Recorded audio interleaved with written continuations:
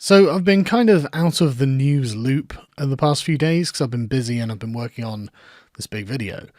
But this absolutely fascinated me.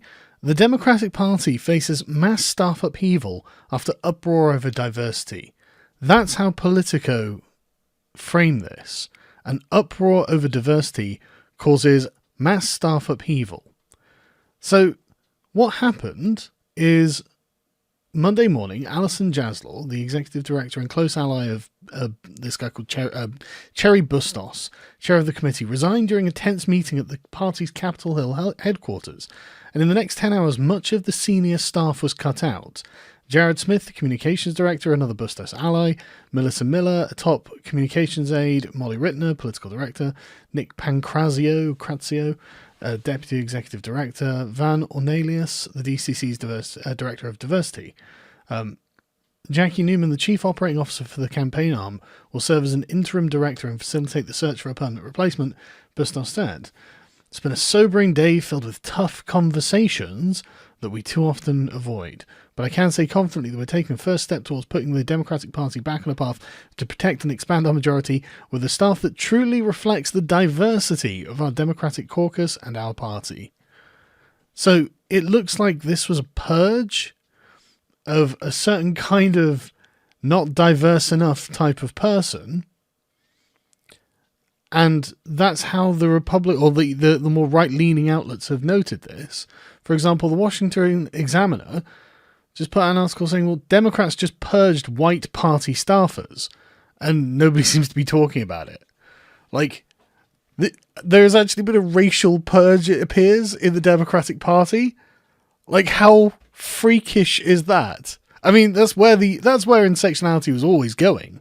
That's exactly where the radical left philosophy of the Democrats was always going. But my God, like, all in one night. All in one day, even, sorry. All in one night. It appears that no one had anything against these particular staffers, except for the colour of their skin. Although roughly half the committee's full-time staff were non-white, this was not enough for some Democratic members of Congress. They complained to Cherry Bustos of Illinois had brought in too many white staffers when she won the position, and they put enough pressure on her that she sacrificed her loyal staffers to the god of diversity. Even if all these staffers ended up with cushy lobbying jobs as a reward for their loyalty, it's still a lot more shocking than people perhaps realise. There are two possible interpretations. Either a few Democrats are making a racial issue out of a patronage question, once again knifing each other under the cover of intersectionality, or Democrats are genuinely angry that half the staff at DCC are white. As happens with the Democratic left, it's difficult to just tell where the insincerity ends and the fanaticism begins. Yeah, that's a really, really good way of summarising it. I mean, and I like this next statement, either interpretation implies this is a party not fit to govern.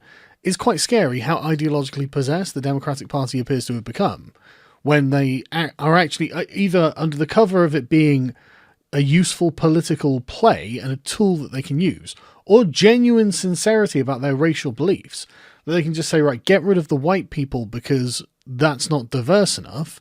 Even if it's just so they can get seats, it's worrying that the other people around them take that seriously as a reason, so they'll actually do it for that reason, even if the people actually taking the action don't care.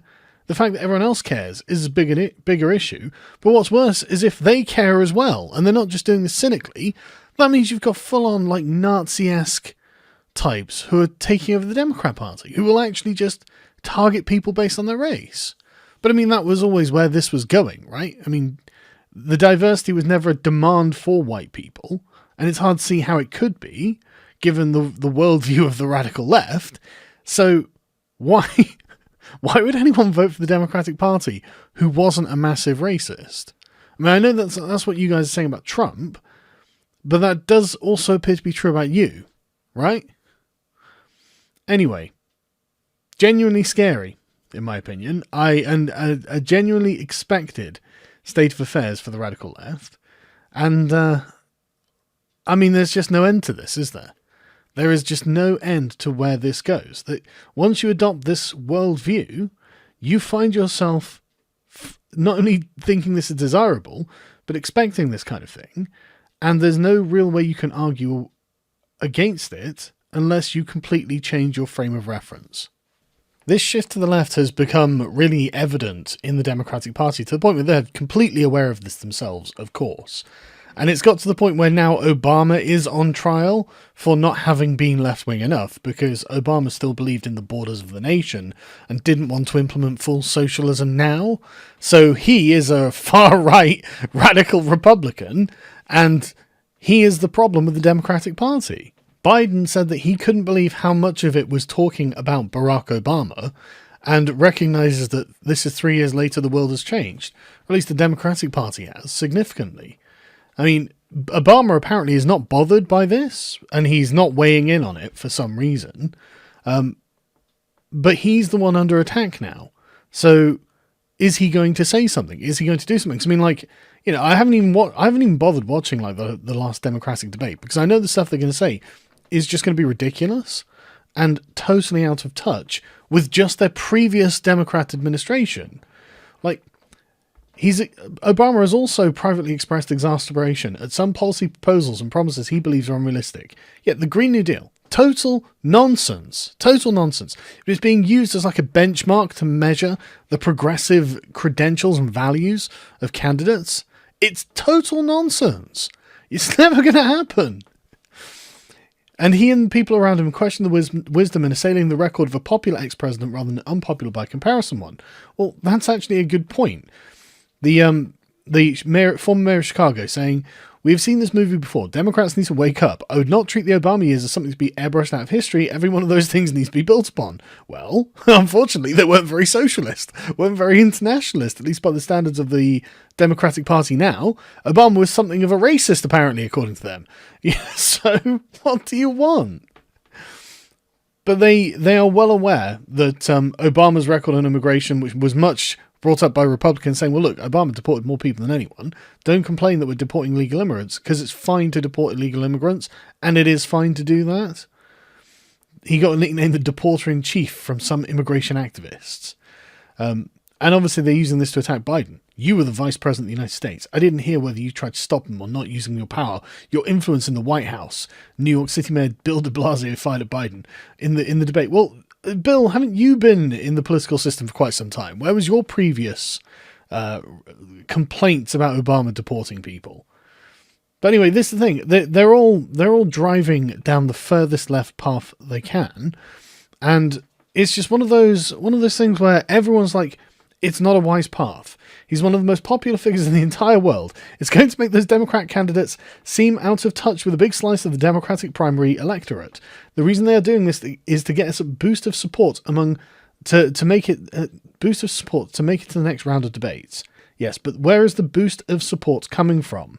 Like, why attacking Obama boosts support from the radical left, the people who are the least useful in this regard? If he were going to act like Obama, like, you know, following the footsteps of Obama, he'd probably get a lot more success, whoever that candidate is. But instead, the party's having race purges and discussing whether there is any legitimacy to the US having a border at all, and whether you should give every single person who steps on whatever we arbitrarily now decide is US soil, since we can't draw a fucking line to decide which one and another, is going to get free healthcare. Like, that, it's so irresponsible, and it's so, like, in your face to anyone who's like, well, hang on a second, do I have to pay for the healthcare of every single person who just comes here across an open, unmarked stretch of ground? Is that fair on me? It's such a way of just telling them, look, you don't matter, the foreigners matter. By the way, vote for me.